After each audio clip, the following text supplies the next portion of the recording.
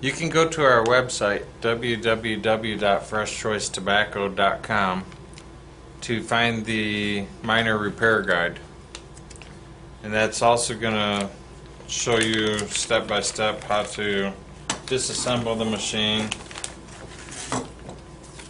and it kind of walks you through doing some of the minor repairs and adjustments that you can make at home. So you can download that from the website. We do offer a toolkit that you can purchase. It comes with a Phillips screwdriver, a number 2 square screwdriver to remove the screws from the back of the case, and it comes with a 1/8 Allen wrench, a 3/32 Allen wrench, and a 1/16 Allen wrench.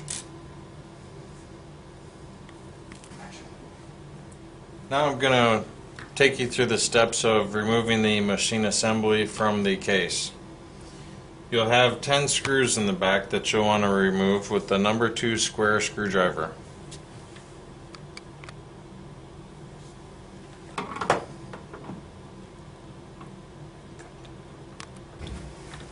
Okay, once you get all 10 screws out, you can set those aside.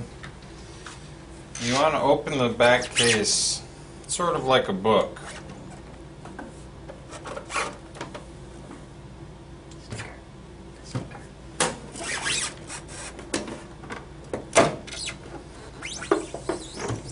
Likewise, you do have to be careful of the red and black wires that are being wrapped around the back of the control board. We can remove that just by pulling the black and red wires to the right and disconnect that connector. Then you're able to remove the rear case and set it aside. Next, you'll want to disconnect the connector at the bottom right of the control board with the 2 blue wires and 2 yellow wires. You also pull those towards the right of the machine and they will disconnect. Next, you would want to remove the ribbon cable. I always grab each sides of this ribbon cable and pull it up towards the top of the machine.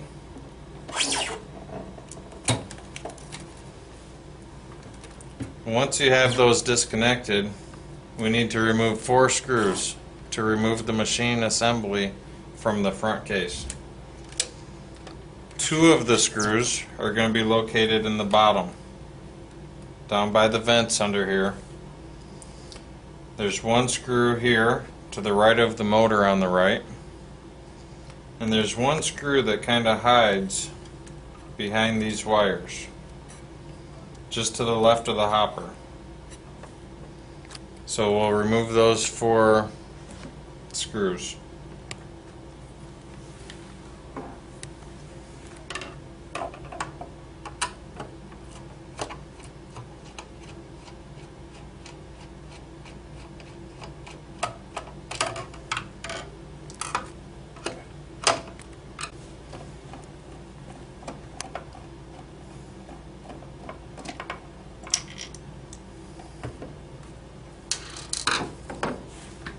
Once you have those 4 screws removed, you can grab the motor on the right hand side and pull the machine right out of the front case.